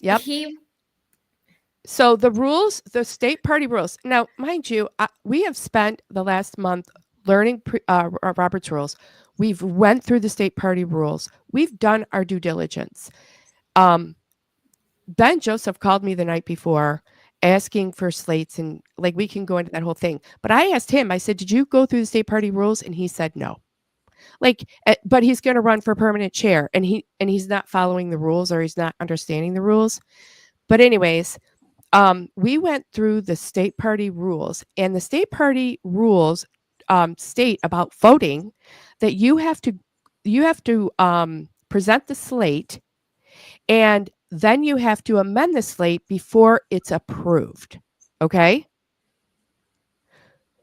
In their rules, they stated that you are to present the slate, vote on the slate, and then amend it afterwards if it gets voted down. That is not what the rules of state party say. And I mean, I could read them to you if you want, but that's not what state party says. So when a point of order was presented to Eric Castiglia, Eric said, well, this is the rule. It's the same as what we're doing. That's basically what he said. The state party rule is the same thing as what we're doing. No, it's not. The state party rule says you're going to amend it before it's approved. And Eric's is you're going to reject it. Like, you can't, that's not even the same thing. It's not the same thing. And they tried to blow smoke up our butts and tell us that it was. And it's not. It literally isn't. And my thing is transparency will lower the temperature in a meeting. And had they been transparent from the onset of this convention, that would have lowered the temperature for a lot of the delegates. Yeah, it makes as a new delegate, it causes confusion for the new delegates. Yep. Because even though we know how it's like, if you know how it's supposed to go, and then there's people, making points of order and making, trying to get the attention and point out things aren't going right, and they just gavel them down or ignore them. To me, that creates how am I going to tell my friends you should be a delegate when I go there and it's like chaos and confusion, and you just feel like your voice doesn't really matter because what they want is going to be what's going to happen no matter what. But in the end, Sheila, do you agree that the slate ended up to be okay? It wasn't perfect, but it was okay. They did put some of Fortin's people on the selection process for the slate, which, I don't know. I don't think the slate was as balanced now that I've had time to think back. They put some people on, but it really, what it comes down to is who shows up on Friday. Yeah. And I'd like to bring up another point. So Ben, I think it was the day before, was telling me that only delegates who can go both days should be on the delegate list. Anybody else should be on the alternate list. And I hate to say this, but in the rules, and this rule was pointed out to me by Linda Torp 2 or 3 conventions ago, delegates don't get preferential treatment. Certain delegates don't get preferential treatment over other delegates. So just because you can't go on Saturday, but you can go on Friday, he's saying that if you can't go both days, then you should be put on the alternate list.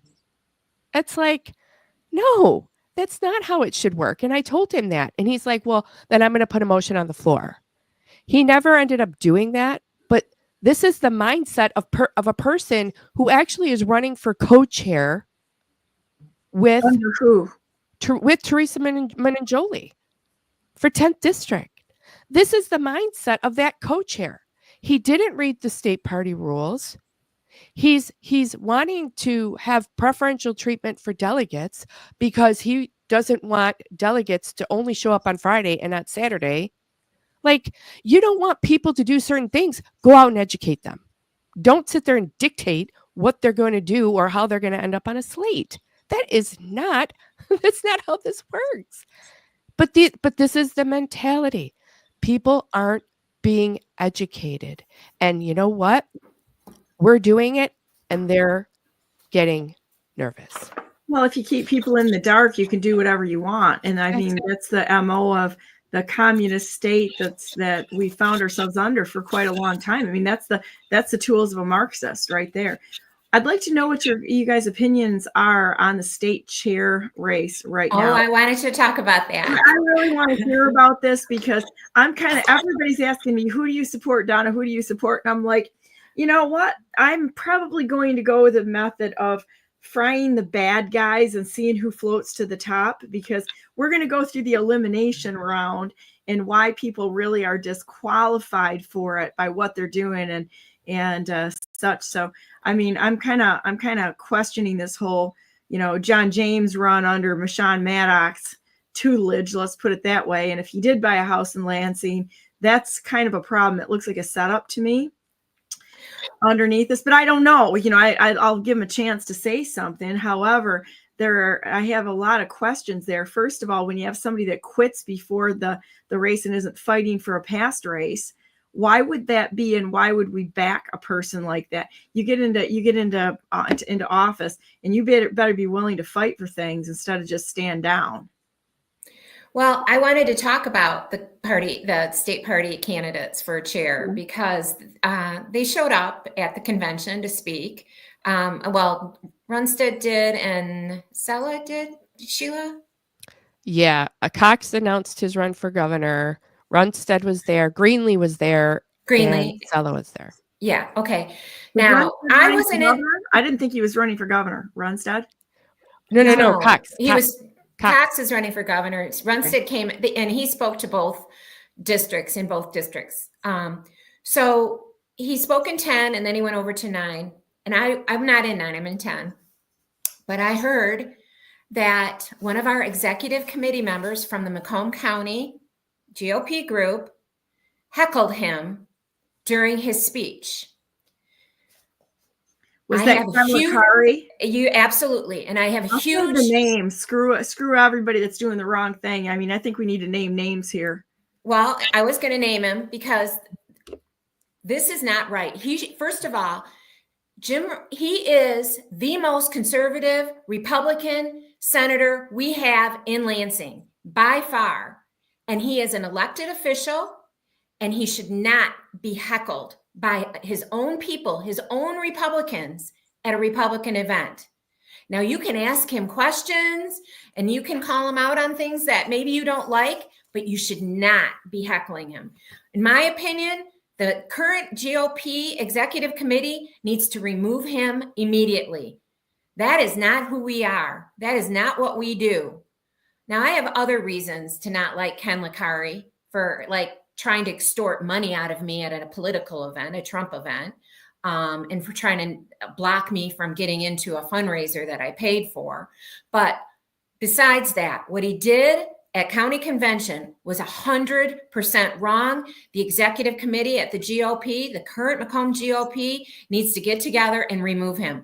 He's also been posting on Facebook, calling out all the Fortin people as being terrible people, and we need to get rid of them. We're trash. We're garbage. We're trash.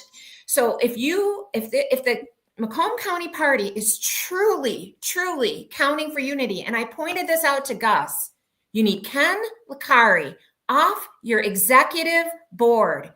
You need him off. He is not working to unite the party. And to me, that was just outrageous. I like Jim, so I'm standing up for him right now. But I would do it for any Republican elected official that got up there. We're inviting these people to come and educate us on their candidacy. We don't heckle them. We do not do that. We're in the same party. We're in the same Yes. party, for Pete's sakes. So Yes, there's my rant on Ken Lakari. Now let me just talk a little bit about Scott Greenlee. Can I step in 1 second? This is, Yeah. and up to this point, is that I really believe that this is so insulting to the voters out there to try to determine who they can vote for. A party should be bringing people up as candidates and letting the people decide in who is going to run. You don't sit there and form your little sports teams to make sure that your special interest is served by elevating some and not elevating some and blah, blah, blah, blah. That's not how the process works. This should be driven from the ground up, not the top down. Right. And if they're doing this in office in the Republican Party, then those that they support are going to be following along with their little Marxist masters and their MOs that they have in place. It doesn't work that way. It's not supposed to if we are actually functioning as Americans. You give people the choice, bring up candidates, choose who you will, and let's see what happens. Well, and then the other thing that people were saying about Jim Runstead is, oh, well, he's a full-time senator. He can't be party chair. Oh, that's what Michonne said. I saw that.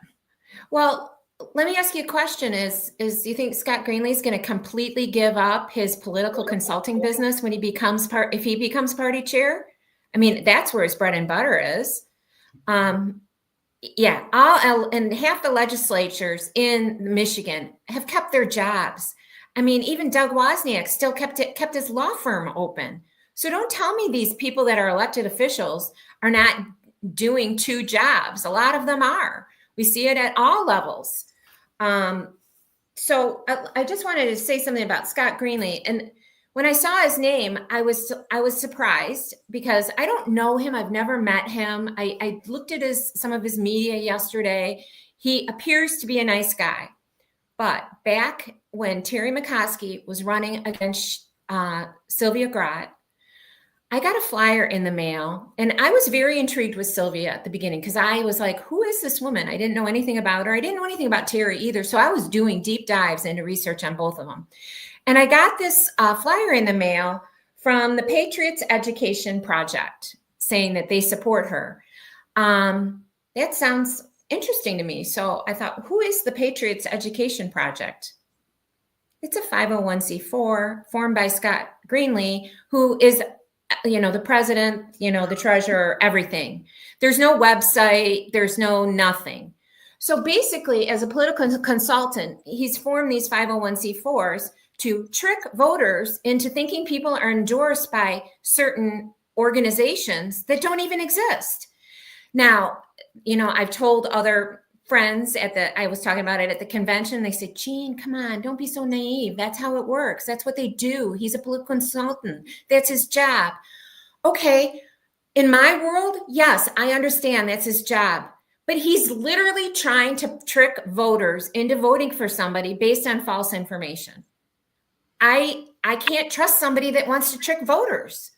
So don't put your Bible verses all over Twitter and then have things where you're tricking people.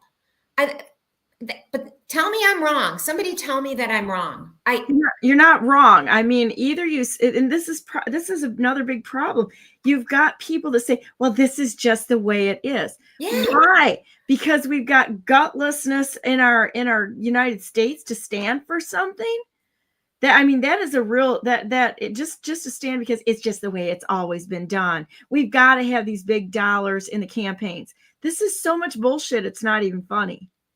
Right. My husband, when I was running for state rep, he says, Jean, if you're successful, you'll never last because you won't go along. You won't go along to get along. And I said, well, then I would be a one-term rep because I'm not going to compromise my values to make you happy. I'm not going to decide that, just because it's wrong, but it advances an agenda, that's the right way to do things. It's not. It's not. We have a greater person to answer to, and that's God. And you know what? I'm not going to screw up my eternity for something down here. That's not going to happen. And that's why I keep standing up and saying stuff all the time, and why I'm encouraging other people to be bold. Somebody said to me at the convention, she's like, I just love your boldness. I love your boldness. And the thing that I wish everybody would understand is every single one of us has the same boldness on the inside. We have Jesus on the inside of us. Each one of us has Jesus on the inside, and we have that boldness. We just have to find it and bring that boldness out and stand against the evil, because the evil will keep coming. And just like Jesus stood up against the evil, he stood up and talked even until he hung on the cross. He talked and he talked and he talked. And that's what I will continue to do. And I feel like Jean and Donna, you guys do the same. I don't care if I run for, I don't want to run for office. That's not my gig. Like, I don't care. I mean, if it comes to be, then fine. But my aspirations aren't to run for office. My aspirations are that everybody speaks truth, because when the truth happens, then we actually get somewhere and we get things done. But if we're going to keep lying and cheating and stealing, the devil's just going to keep going and getting bigger. And the people that know Jesus and know that he is on the inside of us, they need to be louder, and they need to come together and stand against all of these other people. My question here is when you watch how this posturing goes, do you think, I'd like to hear you talk more about the state races and the chair races a little bit more. Do you think that Greenlee will step back to support Macomb? I do. I think whoever wins, we have to support. I may not like who wins or may not trust who wins, but this is important. What happens in 26 is important. Trump is doing a lot of bold moves. There's a lot of things that are happening that even some Republicans are saying, oh, wait a minute, and the news is doing a really good job of making it sensational. So, Gary Peters stepped down and he says he's not running again. And I have to tell you, I want to give him a lot of credit, because he's currently 66 years old. So he would be 68 when he was running again if he runs in for re-election, which would put him in a 6-year term, bringing him to 74 years old. So he's saying, you know what? I don't want to be that old guy in the Senate that people are like, is he ever going to leave? So I do give him credit, but they are predicting. I watched the Sunday news program yesterday. That it's a local one, and they're predicting a blue wave in 26. because of all the things that are happening right now that people are got their arms up in the air about. Oh, this is funny. Oh, this is so funny. I hate to interrupt you, but I'm going to interrupt you a minute because I did not see this coming. I was just kind of like taking a guess at how bad things are. But we have some breaking news right now, people, and I'm going to read the whole damn thing because I said it a few minutes ago, just knowing how things work and such, and making some complete guesses here. But I'm going to read the whole damn thing, okay? This is breaking news. Get ready, everyone. Brandenburg was right. Okay? Get this. Greenlee endorses Michon Maddock for MI GOP chair. Lansing, Michigan. Today, Scott Greenlee formally ended his campaign for chairman of Michigan Republican Party and endorsed Michon Maddock. Greenlee will be traveling to Washington, D.C. this week to discuss in more detail how to unite the party and ensure there is full-time competent leadership for Republicans of Michigan. He released the following statement. What the hell? Okay, I'm going to say that.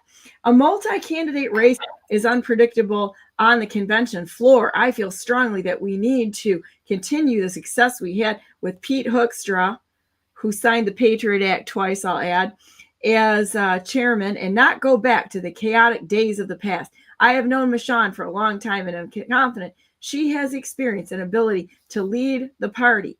She will be able to maximize the assistance we get from President Trump, his donors, his team. I've always been a team player and am proud to put loyalty to party over self. I know this is the right thing to do for our party, state, and country.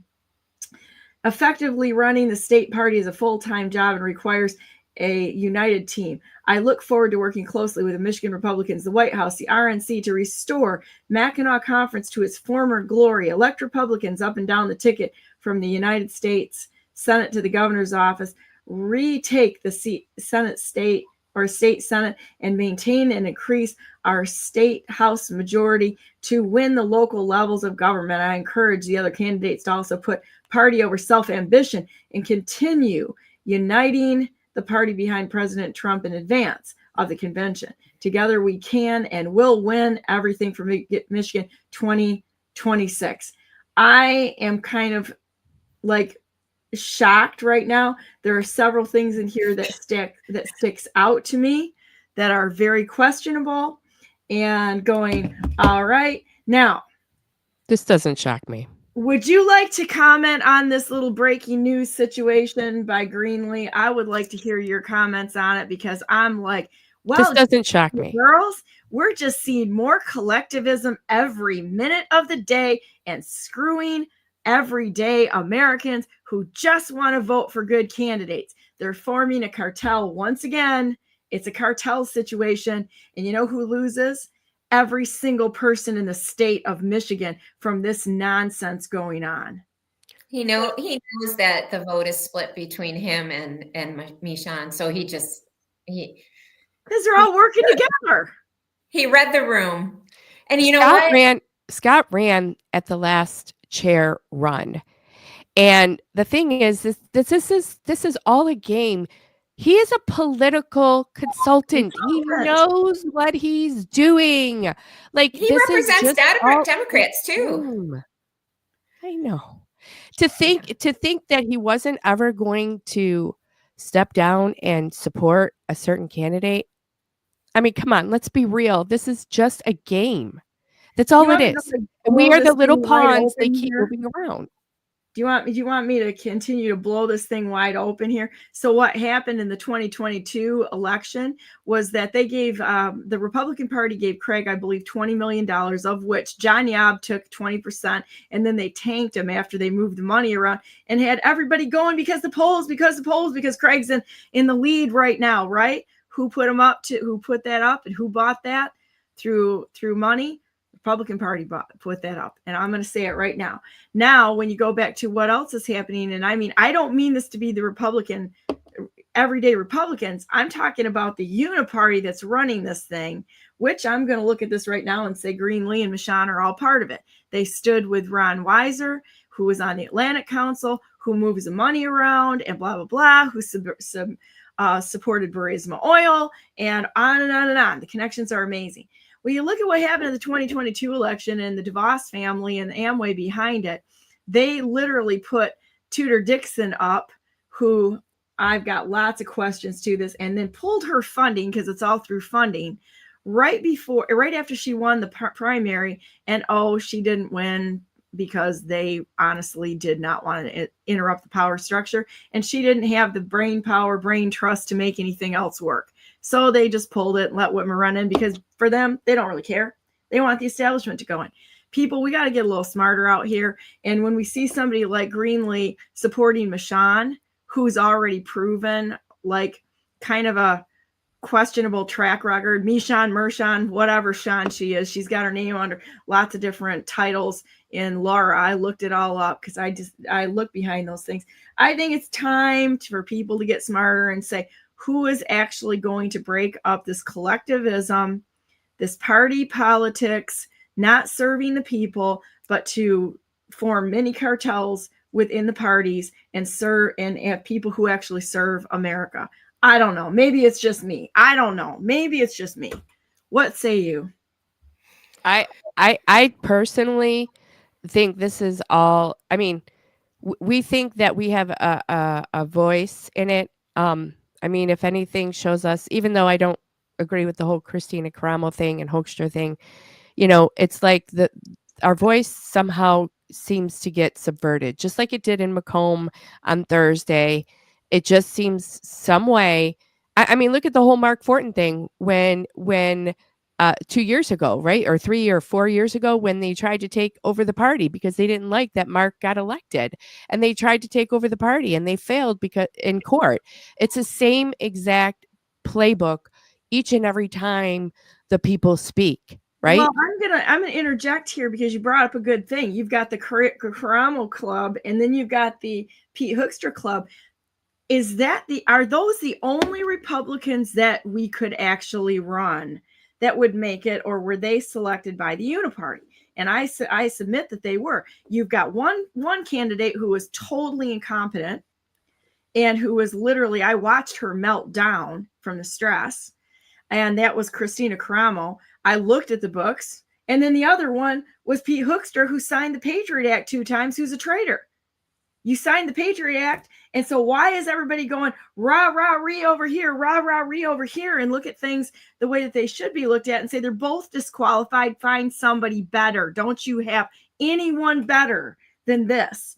Or is it just another distraction to keep the Uniparty in control? I'm going to say it right now. This has to get better. People have to run better people and call them out when they've done the wrong thing. It's an ego trip. It's an ego trip. We're having the same issue in Macomb. We have 4 candidates running for chair of 10th district. And they're all the same people. It's a crazy thing, Well, and they all think that they can do a better job than the last chair.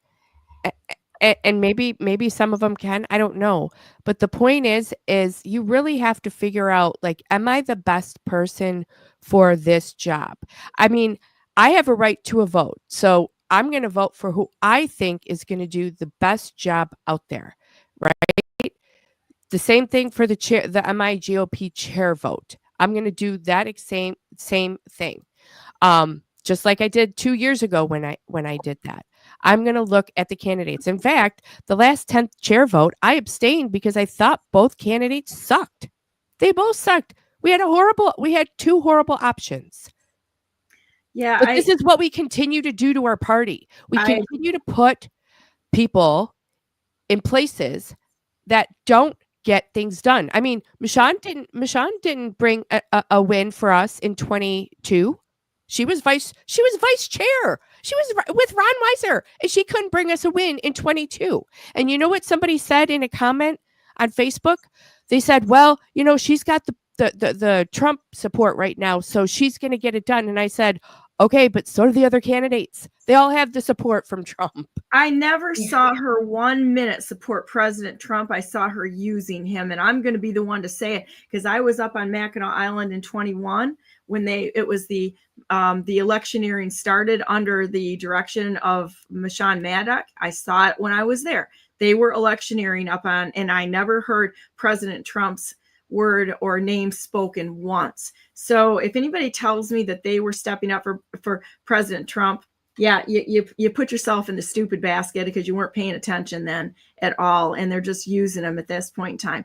But and to absolutely counter her ridiculous claim that, and everybody else's, we need full-time person to run the MIGOP. Okay. I'm kind of for limiting things a little bit. And if somebody can do 2 jobs, because they're all going to do it anyway, they're just not going to tell you what they're doing. But that's a bad argument, because did she step down from their businesses when she ran? I don't believe she did. She was still running her businesses while she was there. Do we have a signed affidavit that said that I'm going to walk away from any business interest and I'm going to just run under the chair? She didn't do it the last time, from my knowledge. And as far as Runstad being a senator and a senator running it part-time, I think that the entire legislature needs to go part-time. The entirety. Somebody needs to get in there and rip this out by the roots and have a part-time legislature, part-time chair, bring candidates, stay in your lane, stop picking people for us and the American people. And you know what? We're not buying the nonsense anymore. Not going to buy it. Not buying it at all. I'll call it out. You guys are calling it out. I love it. I love you 2 ladies so much. I think you guys are amazing. Gina, what did you? I kind of took over. So, what do you have to say about the? No, I was just going to say about the blue wave that we see maybe coming in 26, and they're going to be I hear Gilchrist is talking, because we need a senator, we need a governor. We're going to have to probably, yes. So we've got Gilchrist, Benson, Buttigieg, which, okay, people. He's not even from Michigan. They just gave us a chip shot right there. If we get somebody that's even just a little better than sucks, we should be able to beat them. Yeah.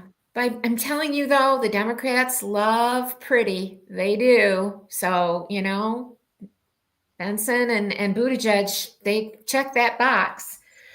And, go ahead. I'm going to say this. I keep saying this. We have to get to the root of the problem, and the root of the problem are voters and precinct delegates. People that vote don't know what's happening. They aren't engaged. And unless they become engaged, the same thing's going to keep happening over and over again. Same thing with precinct delegates. If precinct delegates aren't going to be engaged and going to conventions, then we won't get anything done. Things will just continue to be the same. That's why Stan does his Pizza and Politics, because he literally tells people, just like he did at convention, he literally tells people what to do, how to vote, and they listen. Because they don't want to be engaged. They want to be invited to the party, and they don't understand that they can be at the party and not have to be invited. Party might be a Nazi party. We just don't know. You go back in history and the parties were screwing up Germany and everything else out there. So I got some real questions about joining that kind of a pizza party, quite honestly. Yes, absolutely. Little bit concerning. Donna, thank you for having us on so that we could voice our grievances. I love it. We will be having a delegate social. We will be having a delegate social on the 13th of February at the office, at the old GOP office. So come, it'll be at 6:00. We're doing a debrief of convention. So any delegates who haven't been to convention, come check it out, meet other delegates. And another thing for delegates, the 9th District is hosting a forum tonight in Lapeer at 6 p.m. So obviously Greenlee won't be there, but maybe he will. He might be, pushing Michonne in her agenda. Who knows? Yeah. So that's tonight in Lapeer. I think you'd have to go to. I don't know if I can see where it's at. You need to look up and see who's getting paid for what here. Let's go into some campaign finance and see who's getting paid for jobs and such.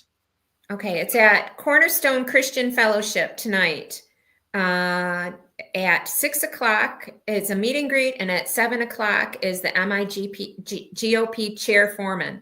Gus did also announce at the convention that he is hosting a party chair forum at the American Polish Century Club in Sterling Heights, I believe it is, at 6:00 or 7:00. It'll be on the website. So I do encourage the delegates to go to a forum. Don't wait until to convention to listen to their fancy speeches, because by the time they get to convention, they've done the same speech over and over again, and you're going to have a much better chance of talking to them and asking them questions and actually getting to know them before the convention. Waiting till the day of the convention is like waiting till election day to figure out who you're going to vote for. And the research has to be done beforehand. Exactly. I love you ladies, because you're really doing what needs to be done by encouraging the delegates to step forward and really do their jobs and participate. And it's amazing. I love you both. I think you're both extraordinarily, gifted human beings, and you tell the truth and you're not afraid of it. And you're actually in there working every day. Hardworking Republicans is what you are, as well as, just good people. And I appreciate you bringing this all forward so much. So listen to these guys, because they're actually giving you a delegate way out of this mess that we have going on. And it can be done, but we do have to get together, not behind, political, I don't know, go team, go crap, but behind actual legal policies, procedures, following the law, doing what's right, and serving this nation as one nation under God, not serving this nation as one nation under whoever buys you pizza. Okay. And so, quite honestly, I think that we can probably avoid all these little feed fests that we've got going on there. You know that that's what they do to pigs to get them in a pen. Wild pigs. That's exactly what they do. Yeah. They start putting fences up around the pigs. And so to bring them to the hog trough, right? They start with one fence and they feed them next to that fence. That's a pig pizza party right there. Then they add another fence, and the pigs get used to the fences there, but they're in there with their faces in the food. And then they put the third one up. And guess what? Pigs still come in there. They ignore all the fences, the warnings, everything is right there if they were thinking, but no. They're going to the pizza parties, right? To the feed fest there, because they're buying you off through your stomach. And then the next thing you know, they got a half a fence there. And the pigs go in, not a problem. They got a cowboy sitting there behind a bush in camouflage, and whammo, the gate comes shut and the pigs are all caught. So there you go. Don't be betrayed by your stomach, people. So anyhow, I hope you got a good laugh out of that. You guys ready to say a prayer here and then go on to our days? Please do. All right. Dear Heavenly Father, thank you so very much for Sheila and for Jean and for Vicky and all the wonderful people that are willing to give their time, their treasure, their sacred honor to bring forward the truth to this nation, and that are not going to be paid off or put in a pig pen by a pizza party or any other of the methods that are truly need to be questioned in this nation. I would really hope that we see the bigger picture and that we serve you by going not to the political events so much, but or the rigged political events, good ones, okay, but to go to our neighbors, our families, our friends, to get out in our communities and help people by educating them, by being there with them, by forming relationships, and by serving the needs that are out there every single day in front of us. The mission field isn't too far away. It's right outside of our front door. And we ask that you guide us into doing whatever it is that you would like us to do, make our path straight, help us to have the strength and the discernment to follow you, even when things are chaotic and there's a lot of distraction, manipulation, and I don't know, it's disinformation that's out there. Help us to see through it and cut through all of this so that we can see the truth, make good decisions. And we're going to commit ourselves to searching you out in your will every single day, asking you to guide us and direct our paths. So you've been just a great friend to us. And above all, we ask that many people would turn to you, that the scales would fall off their eyes, not only the people that just everyday people, but also the politicians who are desperately in need of salvation, and Jesus Christ leading them through this mess so that they aren't also taken captive, because the fight is the principalities and powers. It's not flesh and blood. And we ask that you would confuse every plan of the enemy, that their plans would come to naught, and that your kingdom on earth as it is in heaven would be our goal. We love you so very much. In the name of Jesus Christ, we pray. Amen. Amen. So there we go, guys. I guess we're going to go to my non-conceding the 2022 election statement, because that's what my statement is every week. It's non-conceding to the 2022 rigged election right there. And that's what it is. So this is where we go, boys and girls, to BrandenburgForGovernor.com, because I'm the best non-conceder who's ever not conceded in the history of the United States of America. And I'd like to have a discussion with President Trump, the rightful president of the United States, in cowboy boots about said activity on 2022, because we haven't finished the job yet. So with that said, God bless you all. God bless all those whom you love, and God bless America. Make it a great day. And I would suggest everyone to reach out to Sheila and Jean for what's really going on here, so that you can be informed. Sheila's working very hard to help the delegates not be sucked into the political machine. That's what's happening across the United States. They try to suck us into things through confusion, disinformation, deception. All of the D's come from the devil. They kind of like fall into a same category to take people captive and suck people in. And before you know it, you're in over your head. So before you make a step and move, find out what's really going on. Do some investigation. Watch what's happening. Make some guesses like I did. It was kind of a guess here on the Greenlee thing, honest. And then whammo, as I'm watching a feed out there, all of a sudden this letter comes across. I'm not kidding you. I had no prior knowledge of that letter coming out this morning. So, I got a text while we were talking too. Somebody said, show this. It actually came out while we were online right now. I'm just kind of watching all the nonsense from afar here and making some, some guesses. But I'm gonna give you I've got a couple of bones to throw y'all, and that would be John James. And I mean, how do you go from $32 million in a company to 130 some odd million dollars in 1 year? That kind of growth needs to seriously be questioned. And I have some real questions about this. That's not natural growth that is not natural growth. I'm just going to say it. And I think we need to ask some questions. It is not natural growth to see some of the things around, Michonne just like shot Jim, Runstead in the foot. I watched her do it on her thing, was saying that, talking about needing a full-time person running the chair. Well, to my knowledge, I don't think that's what she did last time. Just a guess, but I mean, we need to look into these things. Keep watching and such. We'll see you tomorrow. Girls, stay on the line, and then I'm going to end the stream right now. Wish you were all here. This always gets fun after I shut the cameras off. So we'll see you tomorrow. I'll be on with John. Right. And I might invite a surprise guest on who's been posting a lot. We'll see about this, because I want to see if Curtis is available tomorrow, to see if he would be interested in coming online. He's always got a lot of stuff to say, and I've got a lot of questions about everybody, but I'll let everybody talk, and wisdom is wisdom. So here you go. So we'll see. All right.